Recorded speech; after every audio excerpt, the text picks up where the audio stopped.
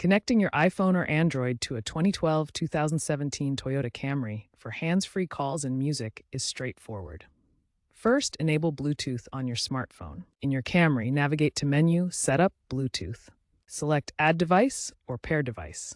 Your Camry will scan for available devices. Choose your phone from the list on the car's screen.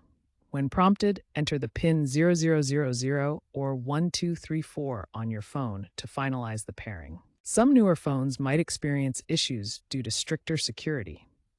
If pairing fails, try resetting the car's Bluetooth module via the infotainment settings. If pairing issues persist, delete existing pairings on both your phone and the Camry, then repeat the pairing process.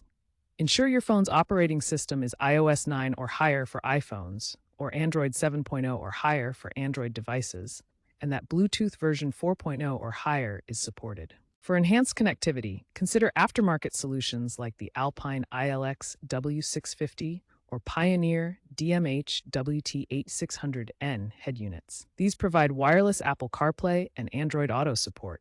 While older Camrys lack native wireless features, upgrading the head unit significantly improves infotainment capabilities and future-proofs your car's technology.